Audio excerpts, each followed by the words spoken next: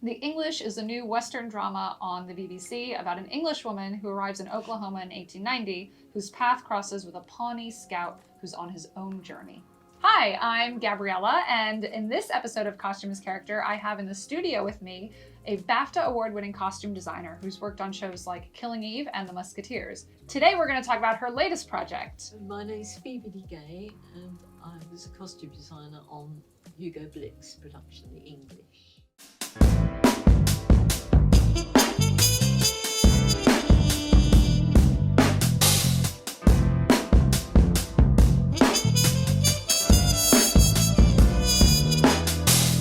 What I find so interesting is when you first see Emily Blunt's character arrive, and she kind of grabs the side of the carriage to get out, and you see this white lace glove, right, and the big voluminous pink skirts, in contrast to the sandy expanse of the West. The wilderness. Yeah, and at first you kind of think, oh, I mean, it marks her obviously as a fish out of water, right? Yeah, that was the idea, that she should look quite inappropriate. Originally in the script, she was described as wearing white. Oh, okay. And which, you know, all the staining and the dust from the road and all that would obviously show very well. But when I first met Hugo Blick, I think it was actually at the interview, I found a portrait of a young woman painted in the 1890s, and she was wearing this pale pink. And he just took to that, Hugo took to that. So we went in that direction and away from the white. And I think it worked quite well. Of course, I didn't realise it was going to have that incredible blue sky. I mean, if I thought about it, perhaps I should have realised. But when you see it against that expanse of that incredible, those skies that you get there, it's incredible bright light.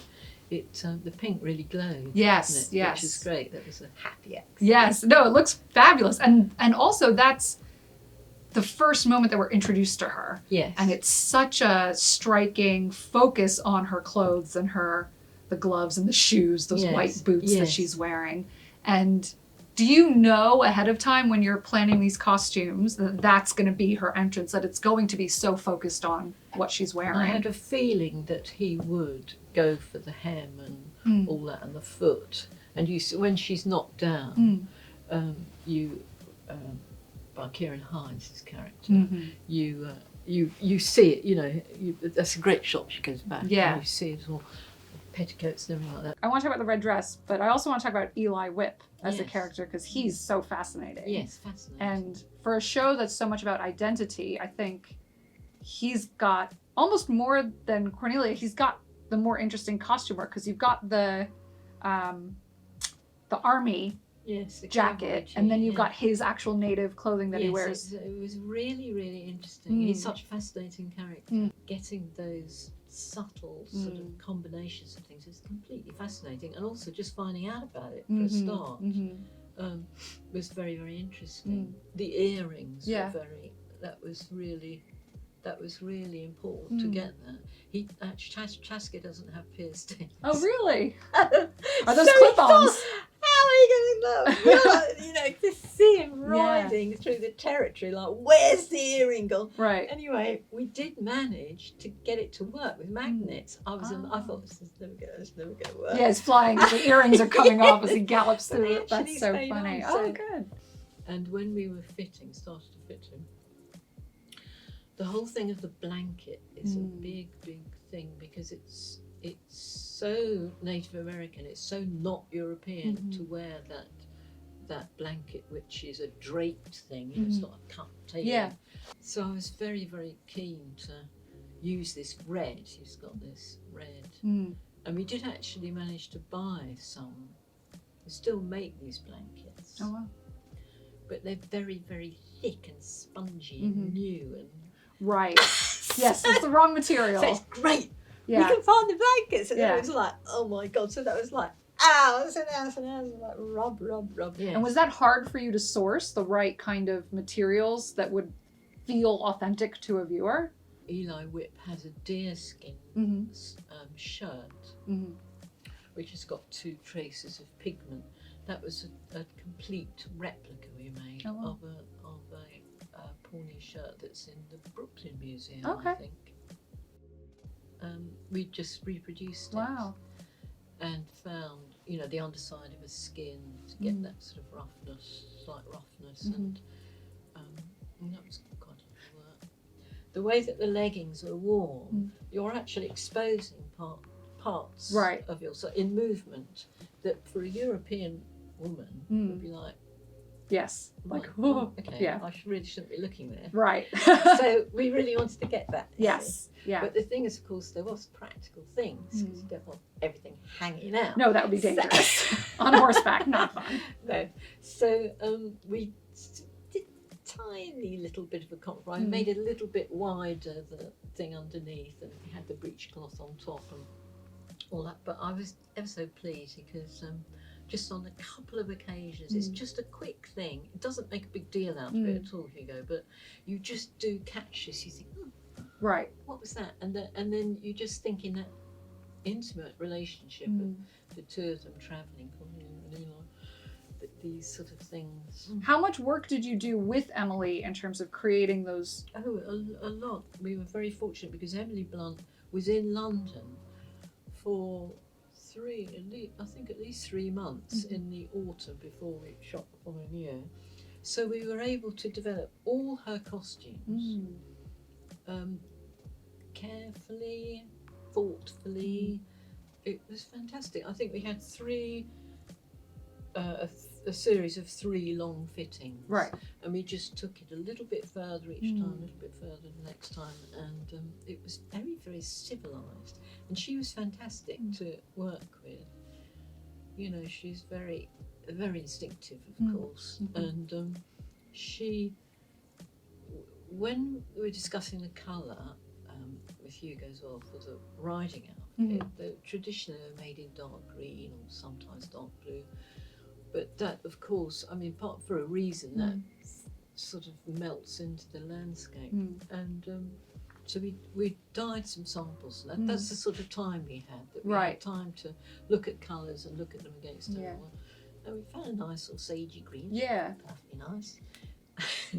But then, I think, I can never quite tell, I think it was Emily actually, who came up with the idea of using the colour of bruising, which is not to spoil this film audience, but as the story develops, that will have a kind of resonance. Yes. And so we tried dyeing this colour, and it really did look interesting. Well, John Bright, who's very, knows a lot about costume history, was a bit like, they didn't have that. Right. Anyway, so I said, well, no, but in this. Right. Yes. Suspension of disbelief, he just a little went along bit. with it, and then at the end he said, I totally get that, because everything is a bit heightened. I mean, her emotional state is heightened, and the whole world is quite heightened. You mentioned when she removes everything down to her corsets and things. So we embroidered that corset as if, because prior to coming to America, she has spent a lot of time in a kind of secluded state and in a slightly fevered state. So this, I mean, I think that's probably one of those things that's just, it's too subtle. but now that you're telling us about it, everyone's going to be looking for it. So to have something when she, when you do see her corset and everything, you think, what's going on? There's something a bit off kilter. Yeah. Of course, it's very nice for costume designer to work with an actor who is into it, and they were all really into it. I mean, Ray Spall was really into it. We did all these sort of dandified things. Yes, he has such a range too. Eccentric, especially his last look is really quite I was about to bring that up. I was like, was that too much? Well, the thing is, I wanted him, because he's made a lot of money. I wanted that to be like the sort of coat. It's got astrakhan and everything, and it's very pale colour. Yes. So it's really not the sort of thing that you wear when you're digging for oil. But he doesn't give a stuff. Right. He thinks, I'm rich, I've got the money, I'm going to wear it. Right. I'll buy another one if I need to. Yeah. Who cares, So that's why he's got that sort of mad coat, and then over that he's just got a sort of vest, and then he's got sort of waxy over trouser things and shit all over them. So he's a great character like that. And when he put it on, he just started sort of swaggering it just transforms him. Yes. And then Stephen Ray, I found photograph of this bloke called Benjamin K. Thorne. He was a sheriff in California, I think, and he was just so dishevelled looking, with this incredible face like that, and everything was all, you know, Slightly mussed. And that just seemed a natural state for Stephen. Well, you touched briefly on the red dress that Cornelia wears in the first episode and kind of the next scene. Yeah. And I thought, I mean, when I don't even know if the actor's name, he pulls the dress out of the thing, and it's just so funny. And then she's sitting there at the dining room table in this like satiny, stiff, fitted thing, and you're just like, oh my God. I know, again, a bit overdressed. Yes. I thought that dress was an example of how you can look incredibly sexy and be totally covered up. Right. To here. Right. To here. To here. Right. You don't see any flesh. You see fingertips. That's all. Yeah. But she looked so sexy.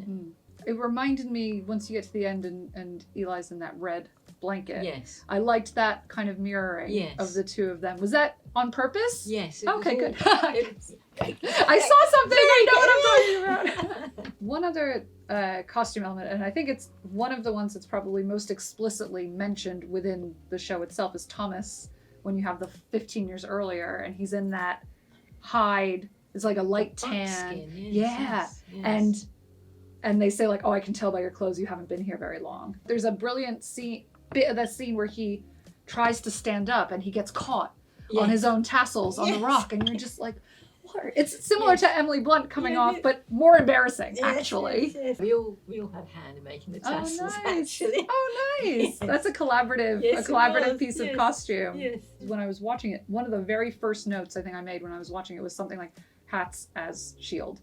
Because there's a brilliant moment where she looks down and the brim of, when she's wearing the girly hat that she arrives with, and that whole brim of the hat just covers her face, and giving her time to think and plan and compose herself, and then at the end she's obviously got the big black thing and the hat and the veil, and so it does play through, you know, this the idea of what these people are doing for her in particular, what she does with these hats in terms of her maintaining her composure. I have to ask you about the old lady who kills the Native Americans and those sunglasses. I used to be a competitive swimmer, and I had these plastic goggles that were just plastic, and they just go and your eyes like pop out, and then when you took them off you always had to get ring. And I was just like, oh my God, I'm having flashbacks. I'm seeing this woman, I'm like, oh, she's gonna do the 100-meter butterfly. Like, what's going on? How on earth did you come up with that? Well, they were made. Okay. Actually, we started off looking at swimming goggles. Oh, really? Okay. But then thought, oh, maybe they look a bit too much like this. Then I really would have been like, hang on a minute, what's going on there? So they were sort of made up. So they had that sort of feel, but then they had a piece at the sides. Right. I couldn't see. Yeah, she was quite a fun character. Oh my God, that was bananas. I was watching her. She got a mad jacket on with bubbles and everything. That was a version of a sort of Parisian. All right. Couture jacket. The sort of idea was not to give the game away, but she probably would have stolen that off someone going through. Right. Having that. Right. How close did you work? Just thinking back to the pink and green in the room, and the pink and green in the costumes, and the scene where they're riding on horseback through the field of poppies, and there's so much of that color. Yeah. How closely do you work with the production design on this one in particular to make that all harmonious? I love to work closely with the production design, but I love thinking about the whole thing, because for actors too, sometimes it's not just the costume that might be a springboard or something for them, for their character, but often it's an object too, a prop or compass. Well, she's got the locket with the hair, and he has the little skull thing. Are there any projects that you're working on that you can talk about that you're excited about coming up? I'm going to start working on one. Julian Fellows. Yes. Yes. I interviewed Anna Robbins, who did the design for Downton. Yeah. She was lovely. There's a new one being done set in 1871 in London. Oh, wow. London. Okay. Is there a specific genre or style that you enjoy most? I like sort of mixing up. I do contemporary things as well as some period things. I like to mix it a bit. But the English was great for me because did have that slightly heightened thing, which I think suits me, because I'm aware in the past sometimes I've come up with some options on period things, and people have been a bit like, tone that down. Really? But there's a kind of theatre, Yes. without being theatrical, but there is a kind of theatre to this story which lends itself to yes, more really, of a. It was a really nice fit for me, actually. It was a fantastic, great experience. Not quite the woman I expected. You're everything I'd expect of a man. If you enjoyed this episode of Costume as Character, don't forget to like and subscribe to our channel for more videos. And if there's a costume designer or a film or show that you want us to talk about, please feel free to leave a note in the comments below. And if you want to read more about the English, don't forget to head to digitalspy.com.